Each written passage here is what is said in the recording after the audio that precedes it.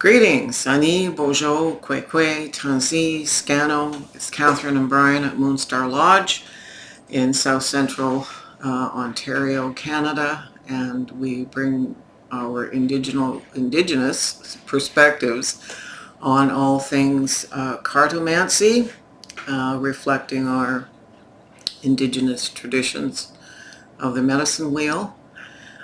Welcome. If you're new, welcome back if you've been with us a while.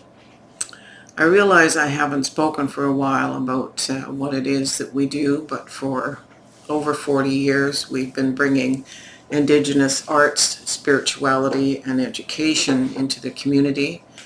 Prior to Moonstarlodge being formed, I did 7 years of training in parapsychology and psychology in university, and post-graduating, I became a spiritualist minister to get their exquisite mediumship training, and in those days it wasn't legal in Canada to perform Indigenous ceremonies publicly or do weddings, that sort of thing, so I became a licensed spiritualist minister, then transferred my license in the mid-90s after the Meech Lake Accord, when it became legal for us to begin to do that, and we transferred my license to an Indigenous spiritual organization so that I could do weddings legally without the assistance of other churches. And I've been a professional medium now since the early 80s, and so I bring all these cultural and technical aspects. We are trained in shamanism, so it's like having three sides of a pyramid, sort of, where you've got the science from university, we've got the spiritualist training and connection with ancestors, and the shamanic training. So that being said, we are doing a reading for the week of October 28th until November 3rd. This is a truly auspicious week because we have many, many days of the dead in this. We've just come out of Owagat on the 25th of October, and we've got All Saints Day, All Souls Day, Samhain or Halloween,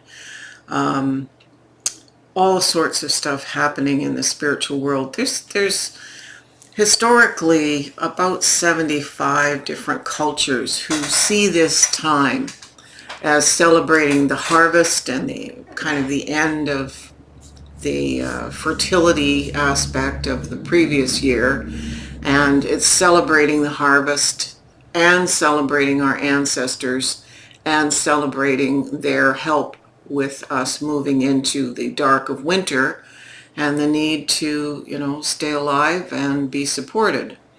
So a lot of these different cultural festivities really ramp up during this week that we're talking about.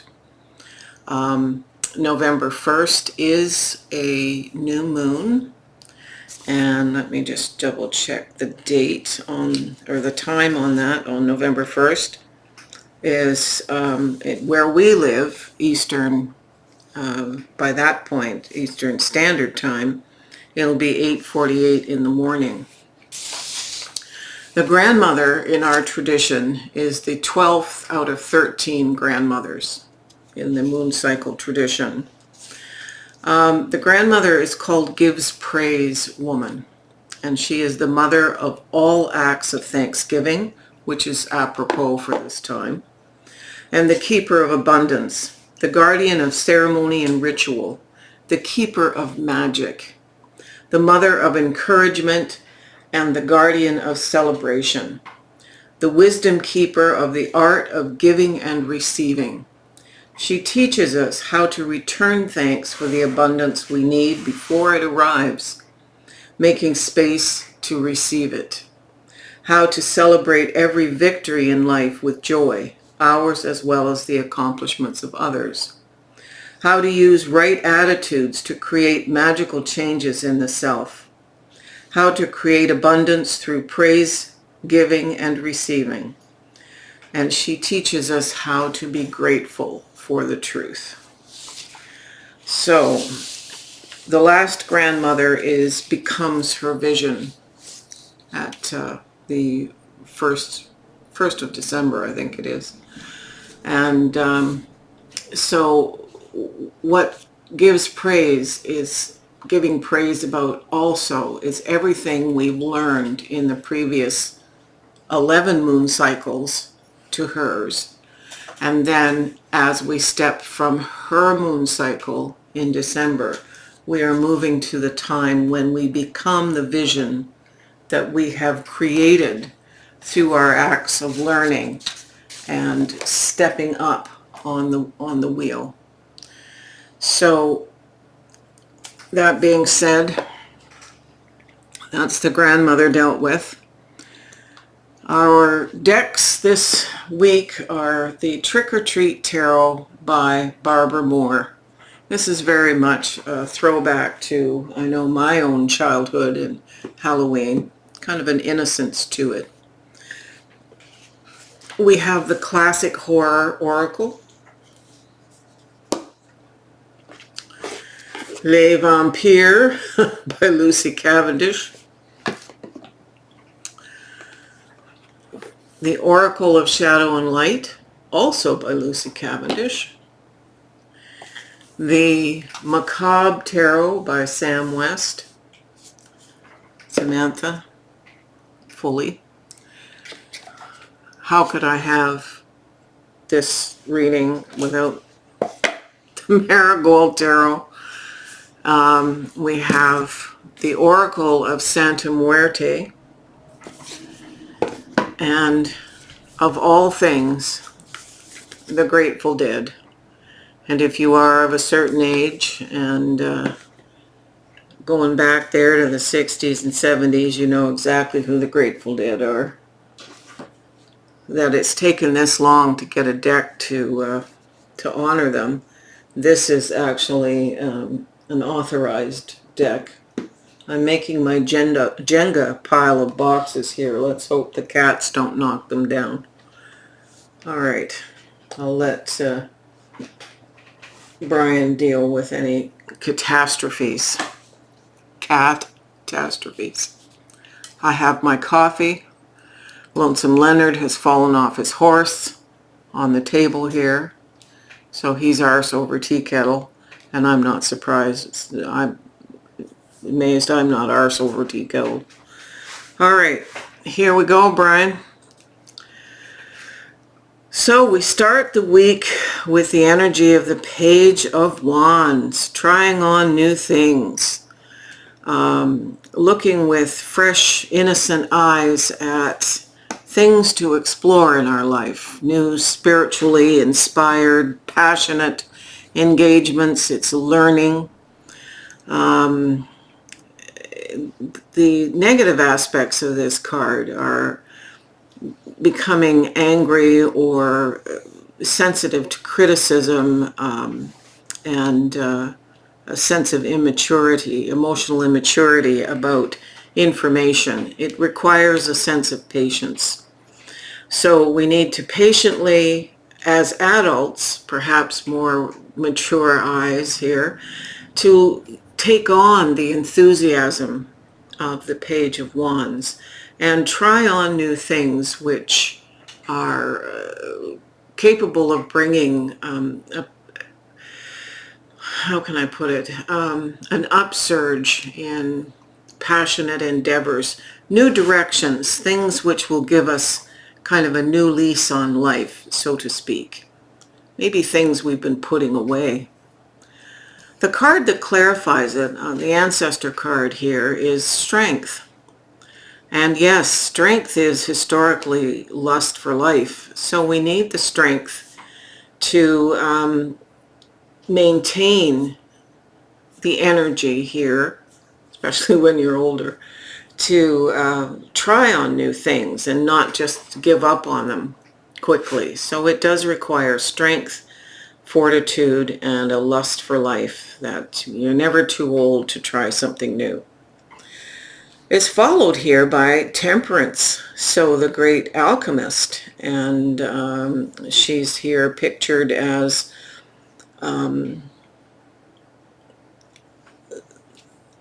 she's always the one who is blending. She's the artist of the deck. She's truly creating art by blending and bringing down things from the spiritual realms and manifesting stuff in our dimension, and does it perfectly and without fear. So we are trying on new things. We are alchemizing what we know spiritually, our spiritual maturity, with what we're manifesting.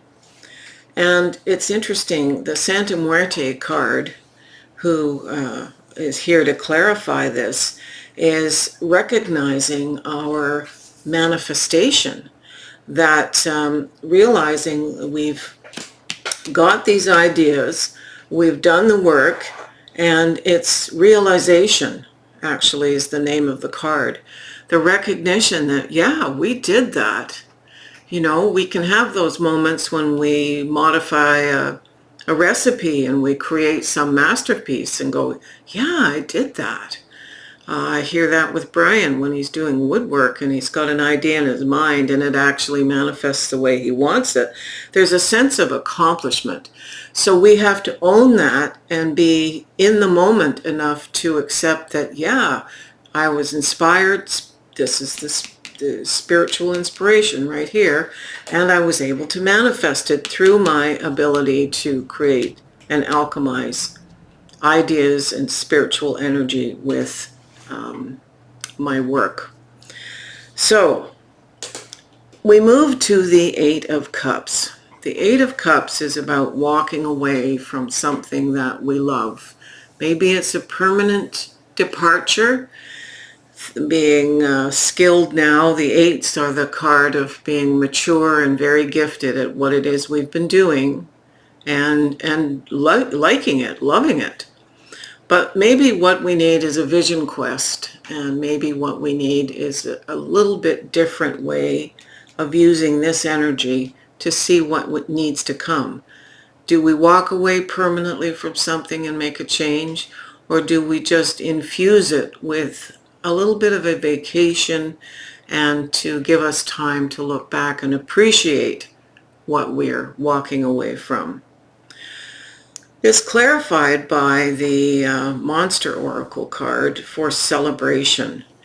So what we gain knowledge-wise from all of this endeavor so far into the reading is a sense of celebration, and that's repeated up here. We're not there yet, though. So celebrate what you're doing, and know that the information you get about whether to walk away or whether to start something new comes from a bit of a retreat, a bit of a vision quest, as we would call it in our tradition. The middle card here is the Nine of Cups. It's recognizing, moving from the 8 to the 9, all that we have acquired, all that we have. This mermaid is resplendent on her chaise here, with everything that's needed emotionally and from a happiness perspective. It's clarified by Sam West's card called the Divine. And the Divine is actually the same card as the High Priestess. So we have Temperance and we have the High Priestess. This is knowing again how to bring spiritual reality, combining it with our earthly reality, and elevating the vibration. So the 9 is celebrated by this capacity. Then we have the Four of Wands. Once again, a happy celebration. This can be anything like marriage. It can be a group celebration. But it's, if you think about the way the wands work, the Ace of Wands is the incubation of an idea. The 2 is making a decision on the path. The 3 is being well on the journey, and the 4 is the celebration of completion. So we are celebrating all the gains through the week. It's clarified here by the Grateful Dead card, the terrapin. It's a baby turtle image. The terrapin of pentacles. So we're getting an idea about what's going to help us, not just in the spiritual dimensions, but with a new idea for our material life on earth, for what it is that we need to start a new journey, so to speak. Again, it's about new beginnings here. We've been successful, and now we're taking it to another level. As Emerald Lagasse would say, kicking it up a notch. We have the Knight of Pentacles, and the Knight of Pentacles here with his shield and his sword standing at the door. I don't know if I'd open the door to that face, but anyway.